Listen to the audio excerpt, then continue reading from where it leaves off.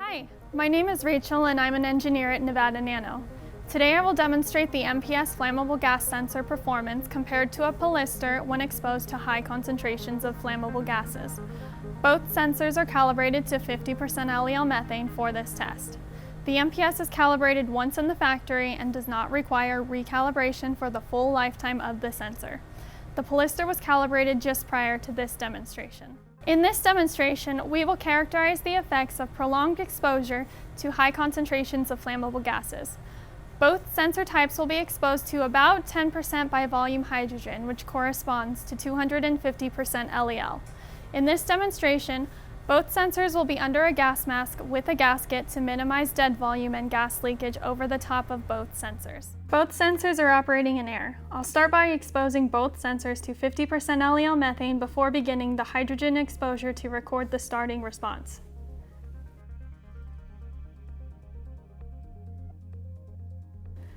Now I'll start flowing hydrogen at 10% volume. The graph on screen shows the sensor output over 3 hours and 20 minutes. The MPS reports that the concentration is over range and over 110% LEL as expected. The pellistor output ranges from 130 to 190% LEL. This pellistor is equipped with a safety circuit to prevent an overvoltage condition. Without overvoltage protection, the heat generated from the catalytic reaction with a high concentration of gas would be enough to completely burn up the pellistor and render it unusable. After 3 hours and 20 minutes of hydrogen, I'll flow air to remove any flammable gas.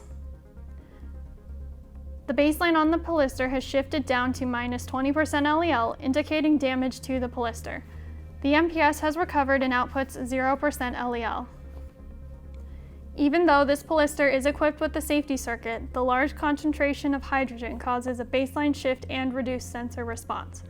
The MPS is not affected by the large concentration of hydrogen whatsoever.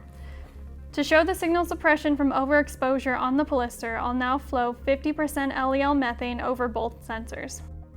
When I first start to flow the methane over the MPS, you'll notice that the sensor reports an ID of hydrogen mixture. This is due to a small amount of remaining hydrogen in the line mixing with methane. Once all the hydrogen is cleared, the sensor reports an ID of methane and accurately reports the concentration. Now that the response has stabilized, we see that the pellistor reports 19% LEL, which is 31% under the true concentration of 50% LEL.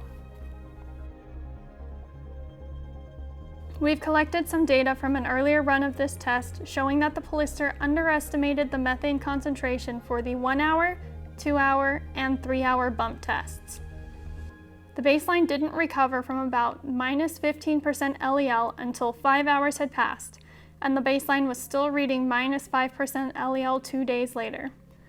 Without recalibration, the sensor would continue to underreport the percent LEL levels for all gases.